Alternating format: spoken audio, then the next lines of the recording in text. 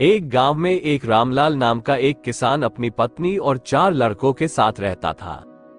रामलाल खेतों में मेहनत करके अपने परिवार का पेट पालता था, लेकिन उसके चारों लड़के आलसी थे, जो गांव में वैसे ही इधर उधर घूमते रहते थे। एक दिन रामलाल ने अपनी पत्नी से कहा कि अभी तो मैं खेतों में काम कर रहा हूं, लेकिन मेरे बाद इन लड़कों का क्या होगा? इन्होंने तो कभी मेहनत भी नहीं करी, ये तो कभी खेत में भी नहीं गए। रामलाल की पत्नी ने कहा कि धीरे धीरे ये भी काम करने लगेंगे। समय बीतता गया और रामलाल के लड़के कोई काम नहीं करते थे। एक बार रामलाल बहुत बीमार पड़ गया। वो काफी दिनों तक बीमार ही रहा।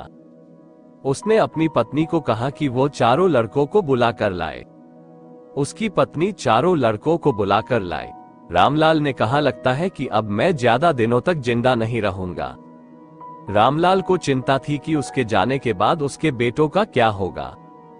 इसलिए उसने कहा, बेटो, मैंने अपने जीवन में जो भी कुछ कमाया है वो खजाना अपने खेतों के नीचे दबा रखा है। मेरे बाद तुम उसमें से खजाना निकालकर आपस में बांट लेना। ये बात सुनकर चारों लड़के खुश हो गए।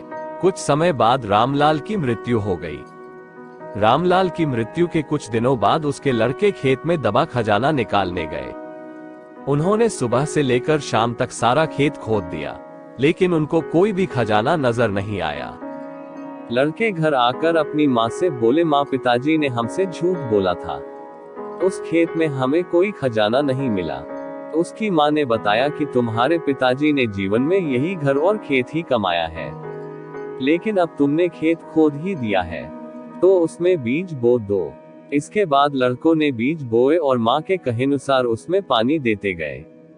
कुछ समय बाद फसल पककर तैयार हो गई, जिसको बेचकर लड़कों को अच्छा मुनाफा हुआ, जिसे लेकर वह अपनी माँ के पास पहुँचे। माँ ने कहा कि तुम्हारी मेहनत ही असली खजाना है, यही तुम्हारे पिताजी तुमको समझाना चाहते थे।